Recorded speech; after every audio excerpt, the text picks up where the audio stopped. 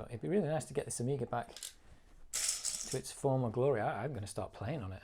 It's really fun. Some of the Amiga games, like you play them, like, oh, these are really good. Like the 8-bit games, it wasn't just that Commodore 64 games were like, there were some good games there, but the Commodore 64 in the end was quite limited, and the video output just looked so crap. Like, oh, which one was that? The Amiga is at least got a decent video output on it. It's got like an RGB video output, which looks quite reasonable. Whereas everything you ever saw on the Commodore 64 just always looked fuzzy. I mean, it gave it its look back in the day, but at the end of the day, it'd be really nice if the Commodore 64 had had better video output. But they did what they did, and you know, they got it out there. It was cheap and it worked. And most people would have played it with the... I mean, no one talks about the RF modulators anymore. But most people, you know, a lot of people back in the day would have been playing it through their RF modulator on the TV, which would have looked... I think I did it at one point. You know, because you got TVs that only had an RF, the aerial input. They didn't have any other inputs. I think when I was about 15 or something, I got a TV that had some composite inputs on the front and a SCART on the back. But the actual TV, like your home TV, the big TV set, I think ours only had the one aerial input, and that's why the computers had to come with the RF modulator, because they had no, like, you could guarantee that would be there, but you couldn't guarantee anything else. Whereas nowadays it might even be the opposite. I mean, if you bought a monitor, you wouldn't know. Well, you definitely wouldn't get an RF modulator in it. But I mean, an RF, you know, antenna input. You might get one, but you don't know what you're going to get. Oh, am I going to get VGA, or am I going to get DisplayPort? Am I going to get HDMI? But back then it was like, yeah, there was just one aerial port on the back, and that's where you plugged your computer into. And at the time when you did that, you know, you got your Commodore 64 for Christmas in 1982, whenever you got it. I got mine a lot later than that. You plugged it in with the RF cable, and it was amazing because it did something that you'd never seen in your home before. So, you know, it was amazing. Only nowadays, when you look at it, I mean, we're used to 4K screens with like millions of colours, you know, at super high refresh rates. It's hard to go back to that now and look at it and go, oh, isn't it a bit fuzzy? Couldn't we, you know, I know the graphics are blocky, but can't they be clear and blocky? And the answer is no, they can't.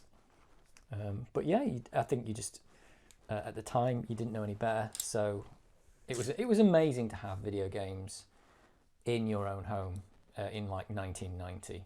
Because, you know, at that time you had to go to an arcade to play it. Home computers were just becoming big, I suppose, in the 80s. It was a new thing. So it was awesome to be able to play games at home that weren't as good as arcade games, but were nearly as good. And then when the Amiga came out, you were looking at that going, but these are nearly as good as arcade games. It's like, well, where's it going to stop? And who could have said that, you know, home computer games would get so good that arcades wouldn't be able to survive anymore? In fact, you go to an arcade now, and arcade machines, you're like, what is this crap? I'm playing Call of Duty at home. What's this crap I'm playing here? So it really flipped the other way, that the computer you had at home ended up being better than the one you could go out and pay money to play on, which were expensive machines. But now it's like, no, your phone can do better than that now. Who would have known that would have happened? But it was the beginning of everything. I think the golden age or whatever of, you know, around 1980s or post 1970s. It was the golden age of like everything appeared. Everything was starting to appear like you can do this in your home. You can, you know, you can have a computer, you can program it at home, it can do stuff, you can play video games, you can write your own video games on it. Whereas nowadays, that would be taken for granted, like, oh, I've got a computer, yeah, I could write a video game on that, but it's like, back then it was like, nope, this is something new, this is something you couldn't do before, not something you couldn't do better, you know. And that's why some of these computers are awesome relics of the past, because they show you where you came from, and they're still good computers. It's amazing what you can do with 1 megabyte of RAM and a 7 megahertz processor. You can have fun with that. Don't need an 8-core 16 gigabyte machine to have fun, but it does help. It helps a lot.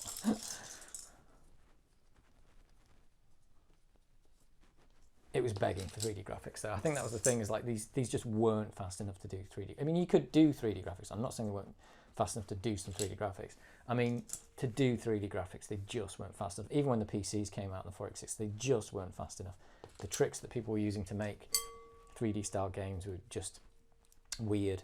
And yeah, it needed a lot of horsepower, and that's what we've got now. We've got absolutely tons of it. We've got hardware to do all that rendering that couldn't do properly.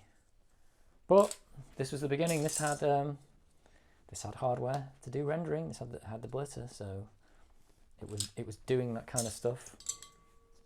Like it's not really changed the way you program a computer nowadays. It's like you don't program direct to the hardware. That's the difference. But what you do is you program for hardware. You write when you write a game, you write it for. When you write a game, you write it for. Oh, I know I'm running this on a 3D accelerator. You're writing it because you know you can run shader version 5. So you're really like writing for hardware, and you know like the capabilities of the processor. You know about the speed it's going to run at. So you really are always writing for the hardware. So when people talk about, oh, they really pushed the hardware limits back then, we always push the hardware limits because that's what we do. Like we take whatever hardware we've got and we try and get the best out of it. But that didn't change whether your computer is a 4K, you know, VIC-20 or something, or whether it's a 16 gigabyte supercomputer. The point is you're still going to try and push it. I suppose maybe the difference nowadays is that some games don't need to push as hard because they want to do games that are like the old ones. So they don't need all that horsepower.